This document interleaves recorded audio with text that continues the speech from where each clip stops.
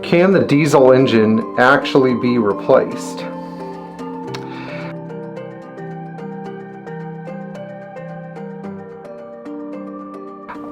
You know, if you own older Mercedes, invariably you're going to deal with a lot of diesel related topics. There are some people out there who don't know about diesels, and they're a little closer to the normal average car buyer.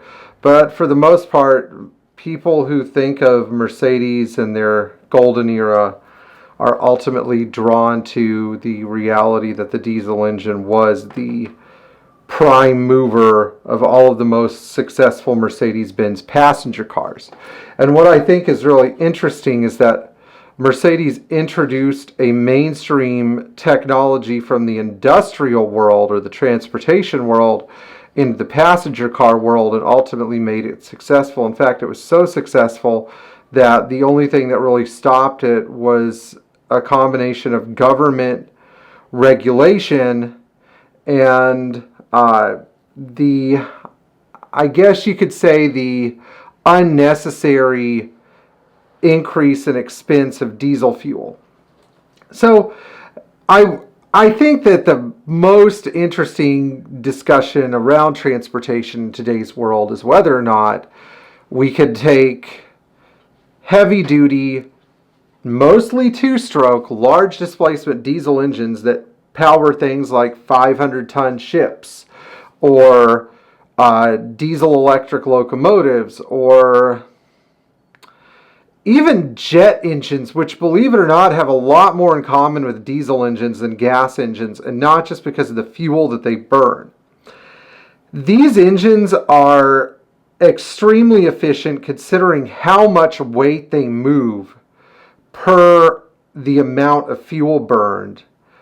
While they are not necessarily clean burning in the sense that they don't make any pollution, if you took an entire, let's look at a 500-ton ship. If you took 500 tons worth of new Subarus or Hondas and got them to move all that weight across the ocean, they'd probably burn more fuel. So things get really dirty really fast when you have engines like that trying to do a lot of work, functioning at a very high workload, and also working efficiently with their fuel.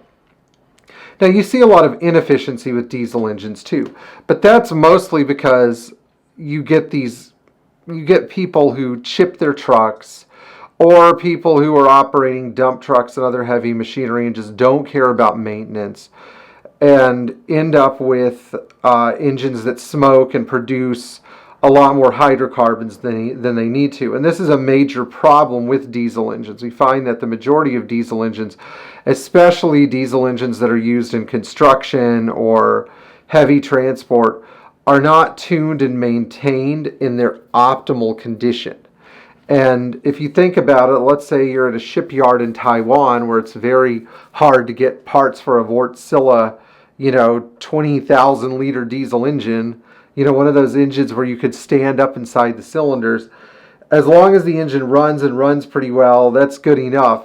They probably don't have the machinery to take apart an injector that weighs about 1,000 pounds or a piston that, I don't even know how you'd install a piston like that, but I imagine that the tooling is probably only at the Wärtsilä factory or at some plants some companies that are authorized by Wärtsilä to service that stuff. But these engines are special not just because of their efficiency, because they have lives of millions and millions of hours, and they can also run on extremely subpar fuels. The majority of people watching this channel don't know what marine grade diesel is, and it's colloquially referred to as number 3 diesel.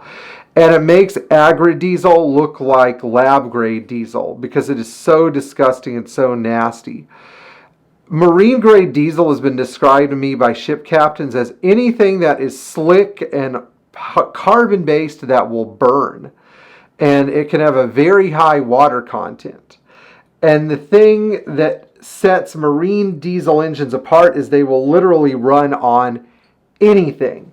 So they're designed to be able to take the worst, lowest quality fuel that's been sitting in the tanks for years and has been exposed to all kinds of contaminants. And the engines will still produce all of their power at low RPMs, reliably and safely, as they transport hundreds of tons of weight across the ocean. Now, marine grade diesel exists because we have a need to refine this type of fuel. It has to be cheap. It has to be produced fast. But at the end of the day, it is petroleum based. And so while we still have ships, which I don't know how we're going to move things across the oceans. Like, we can't teleport things. You know, and even if we could, maybe we could teleport like a lunchbox or something.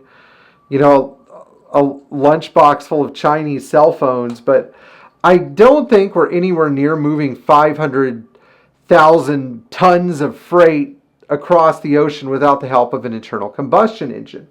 And if you're going to do that, you might as well keep supplying diesel for diesel electric locomotives. Or, this takes me to the other end of the spectrum, jets. So Jet A is like the #1 grade diesel of the aviation industry.